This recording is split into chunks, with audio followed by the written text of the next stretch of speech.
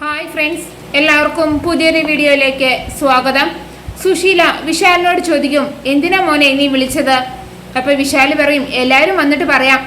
അപ്പോൾ ജാസ്മിൻ ചോദിക്കും, കുറേ കവറുകളുണ്ടല്ലോ, ഗിഫ്റ്റ് വല്ലതുമാണോ? അതെ, ഗിഫ്റ്റ് തന്നെയാണ്. ഇത് തരാനാണോ വിളിച്ചത്? അതെ. അപ്പോഴേക്കും അവിടേക്ക് പ്രഭാവതി വരികയാണ്. അപ്പോൾ പ്രഭാവതി ചോദിക്കും, എന്ത് ഗിഫ്റ്റാ മോനെ ഇത്? ഇത് കുറച്ച് ഡ്രസ്സാണമ്മേ, അച്ഛൻ്റെ ഷഷ്ടിപൂർത്തി ചടങ്ങിന് വേണ്ടി ഇവിടുത്തെ സ്ത്രീ ജനങ്ങൾക്ക് കൊടുക്കാൻ ഞാൻ വാങ്ങിയതാണ്. അപ്പോൾ വിശാല് സുശീലയ്ക്കും പല്ലവിക്കും ജാസ്മിനും പ്രഭാവതിക്കും എല്ലാം ഓരോ കവറെടുത്ത് കൊടുക്കുകയാണ്. അപ്പോഴാണ് ഗാർഗിയും പാർവതിയും കൂടെ അവിടേക്ക് വരുന്നത്. അപ്പോൾ വിശാല് അവർക്ക് ഓരോ സാരികൾ കൊടുക്കുന്നുണ്ട്. എന്നിട്ട് ചോദിക്കും, ഈ സാരി എന്തിനാണെന്ന് മനസ്സിലായോ നിങ്ങൾക്ക്? അപ്പോൾ ഗാർഗി പറയും, അച്ഛൻ്റെ ഷഷ്ടിപൂർത്തിക്ക് എടുക്കാനല്ലേ? കറക്റ്റ്. അപ്പോൾ പാർവതി ആ സാരി എടുത്ത് നോക്കുകയാണ് കേട്ടോ. അത് കാണുമ്പോൾ വിശാല് ചോദിക്കും, നിനക്ക് ഈ സാരി ഇഷ്ടമായില്ലേ? അപ്പോൾ പാർവതി പറയും, ഇഷ്ടമായി, നല്ല സാരി, നല്ല ഡിസൈൻ, നല്ല കളർ.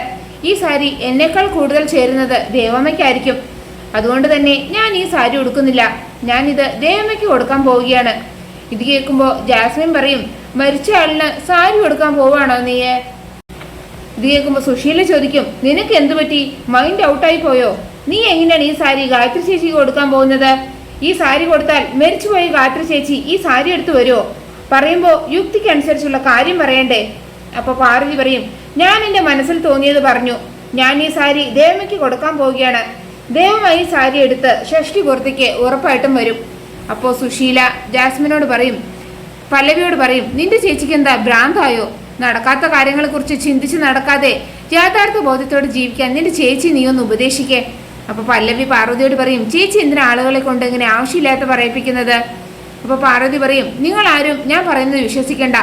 നിങ്ങൾ എല്ലാവരും കൂടെ എന്നെ കളിയാക്കിയാലും എൻ്റെ വിശ്വാസം നശിക്കുകയുമില്ല. ദേവമ്മ ഈ സാരി എടുത്തു വരുമെന്ന് തന്നെയാണ് എൻ്റെ വിശ്വാസം. അത് നടന്നിരിക്കും. വിശാൽ സാറിന് വേണമെങ്കിൽ ഞാൻ പറഞ്ഞത് വിശ്വസിക്കാതിരിക്കാം. അപ്പോൾ വിശാൽ പറയും, എനിക്ക് പാർവതി പറഞ്ഞാൽ പൂർണ്ണ വിശ്വാസമാണ്. ഇതിൻ്റെ പേരിൽ ഞാനൊരു തർക്കത്തിനില്ല. അപ്പോൾ പ്രഭാവതി പറയും, കണ്ണിൽ കണ്ടാലേ എന്നെ പോലുള്ളവർ വിശ്വസിക്കൂ. ഗായത്രി ചേച്ചി ഷഷ്ടിപൂർത്തിക്ക് വരുമെന്നല്ലേ പറയുന്നത്? വരട്ടെ, അന്ന് ഈ സാരി എടുത്ത് തന്നെ വരട്ടെ, അത് കണ്ടാൽ ഞാൻ വിശ്വസിക്കാം എന്ന് പറഞ്ഞിട്ട് പ്രഭാവതി അവിടുന്ന് പോവുകയാണ്. പിന്നെ കാണിക്കുന്നത് പല്ലവി പേപ്പറിൽ എന്തായിരുന്നു വരയ്ക്കുന്നതാണ് കേട്ടോ. അത് കണ്ടുകൊണ്ട് വരുന്ന വിപിൻ ചോദിക്കും, എന്തൊക്കെയാ ഈ പേപ്പറിൽ വരയ്ക്കുന്നത്? കളം വരച്ച് കളിക്കുകയാണോ? അയ്യോ, ഞാൻ കളം വരച്ച് കളിക്കുന്നതൊന്നല്ല, ഞാൻ ഗൃഹനില തയ്യാറാക്കുകയാണ്, ജാതകം. അതിന് തനിക്ക് ജാതകം എഴുതാനൊക്കെ അറിയോ? അറിയാലോ. അപ്പോൾ ജാതകം എഴുതി തനിക്ക് ജീവിക്കാം അല്ലേ? തീർച്ചയായും. ഇതെങ്ങനെയാ പഠിച്ചത്? മുത്തശ്ശനാണ് എന്നെ ജാതകം എഴുതാൻ പഠിപ്പിച്ചത്. എനിക്ക് മാത്രമല്ല, ചേച്ചിക്കും ജാതകം എഴുതാൻ അറിയാം. നാട്ടിൽ മിക്കവർക്കും ജാതകം എഴുതി കൊടുക്കുന്നത് മുത്തശ്ശനാണ്. മുത്തശ്ശനെ സഹായിക്കുന്ന ജോലി എൻ്റേതാണ്. ഞാൻ ഒത്തിരി ജാതകം എഴുതാൻ മുത്തശ്ശനെ സഹായിച്ചിട്ടുണ്ട്. അപ്പോൾ വിപിൻ പറയും, പല്ലവി ഞാൻ ഉദ്ദേശിച്ച പോലെ ഒരാളല്ലല്ലോ. അപ്പോൾ പല്ലവി പറയും, സാറെന്താ എന്നെക്കുറിച്ച് കരുതിയത്? ഞാനൊരു മന്ദബുദ്ധിയാണെന്നാണോ? അങ്ങനെ ഒരു ചിന്ത ഇല്ല എന്നില്ല. ഇത് ആരുടെ ജാതകം എഴുതുന്നത്? സ്വന്തം ജാതകമാണോ?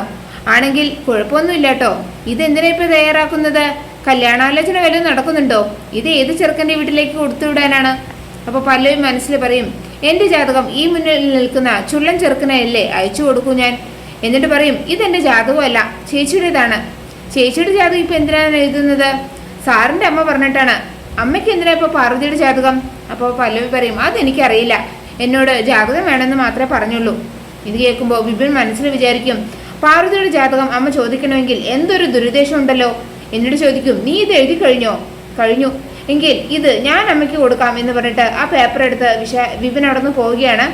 അതേസമയം പ്രഭാവതി പല്ലവി ജാതകം എഴുതിക്കൊണ്ട് വരുന്നതും കാത്തു നിൽക്കുകയാണ് കേട്ടോ. അപ്പോഴാണ് വിപിൻ അവിടേക്ക് വരുന്നത്.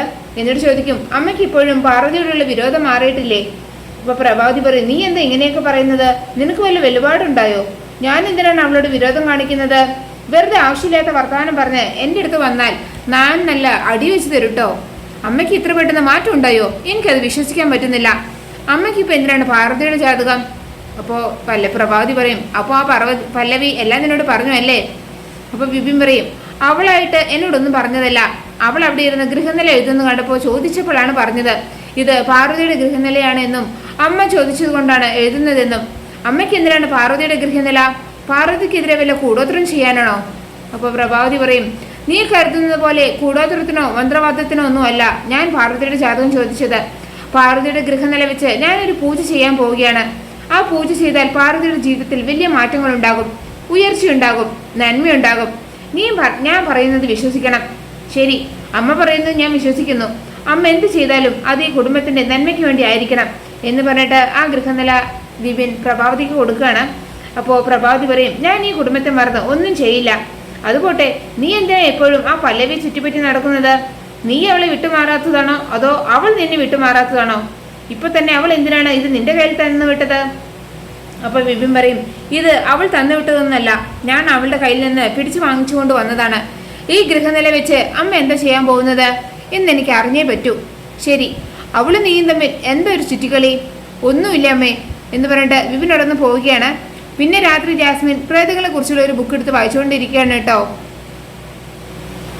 അതുകൊണ്ട് അത് കണ്ടുകൊണ്ട് വരുന്ന സുശീല വിചാരിക്കും, ഇവൾ എന്തിനാണ് ഈ രാത്രി ഈ നേരത്ത് ഇതുപോലത്തെ പുസ്തകങ്ങളൊക്കെ വായിക്കുന്നത്? എന്നിട്ട് ജാസ്മിൻ എന്ന് വിളിക്കുകയാണ് കേട്ടോ. അപ്പോൾ ജാസ്മിന് സുശീല ഒരു പ്രേതമായിട്ട് തോന്നുകയാണ്.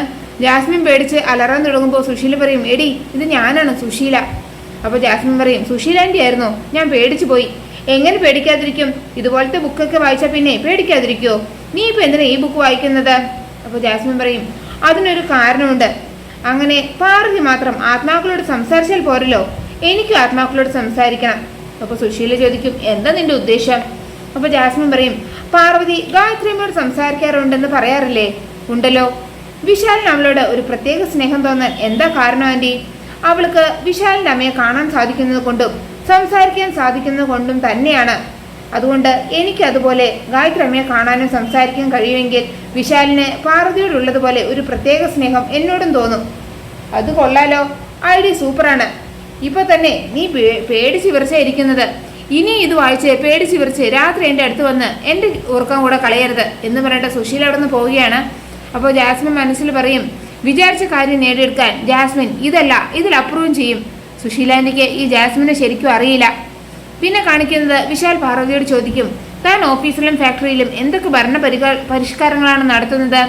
ഒരു ചെയർപേഴ്സൺ എന്ന നിലയിൽ ആവശ്യങ്ങൾ കണ്ടറിഞ്ഞ് ചില ഉത്തരവുകൾ ഇറക്കാനുള്ള അധികാരം നിനക്കുണ്ട്. താൻ ആ അധികാരം കൃത്യമായാണോ ഉപയോഗിക്കുന്നത്? അപ്പോൾ പാർവതിക്ക് ഇത് കേൾക്കുമ്പോൾ ആകെ പേടിയാവാണ് കേട്ടോ. അപ്പോൾ പാർവതി ചോദിക്കും, സാർ പറയുന്നത് എനിക്ക് മനസ്സിലാവുന്നില്ല. അപ്പോൾ വിശാൽ പറയും, താൻ ഓഫീസിലും ഫാക്ടറിയിലും എന്ത് പുതിയ ഉത്തരവാണ് ഇറക്കിയത്? എന്താ സാർ വിഷയം? അപ്പോൾ വിശാൽ പറയും, നമ്മുടെ കമ്പനിയിലെ സ്ത്രീകൾക്ക് ചില പ്രത്യേക ആനുകൂല്യങ്ങൾ താൻ കൊടുത്തു എന്ന് കേട്ടല്ലോ.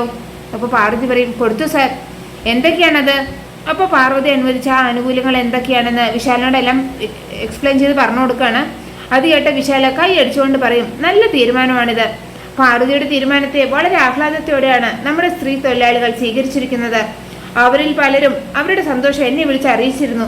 നമ്മുടെ കമ്പനിയിൽ പാർവതി നടത്തിയ ഈ മാറ്റം മറ്റു കമ്പനികളിലും ചർച്ചയാകും. പാർവതിയുടെ ഈ പരിഷ്കാരത്തെ അവർ മാതൃകയായി എടുക്കും. അങ്ങനെ നിൽക്കുമ്പോഴാണ് പാർവതി മനക്കണ്ണിൽ ഒരു കാഴ്ച കാണുന്നത് കേട്ടോ. കാഴ്ച എന്താണെന്ന് വെച്ചാൽ ആർക്കോ വെടികൊള്ളുന്നതാണ്. അപ്പോൾ പാർവതി മനസ്സിൽ പറയും, എന്താ ഞാൻ ഈ കണ്ടത് ദേവി? ഷഷ്ടിപൂർത്തി ആഘോഷത്തിനിടയ്ക്ക് ആർക്കും ആപത്ത് വരാൻ പോവുകയാണല്ലോ. അത് ആർക്കാണ് അപകടം സംഭവിക്കുന്നത്? എന്നിട്ട് പാർവതി ഒന്നും മിണ്ടാതെ അവിടെ നിന്ന് ഇറങ്ങിപ്പോവുകയാണ് കേട്ടോ. പാർവതിക്കൊന്ന് ആ മാറ്റം കണ്ട് ഒന്നും മനസ്സിലാവാതെ ഞെട്ടി നിൽക്കുന്ന വിശാലിനെ കാണിച്ചുകൊണ്ടാണ് എപ്പിസോഡ് അവസാനിക്കുന്നത്. നിങ്ങൾക്ക് എൻ്റെ റിവ്യൂ ഇഷ്ടമായാൽ മറക്കാതെ എല്ലാവരും ലൈക്കും സബ്സ്ക്രൈബ് തന്ന് എന്നെ ഒന്ന് സപ്പോർട്ട് ചെയ്യണേ പ്ലീസ്.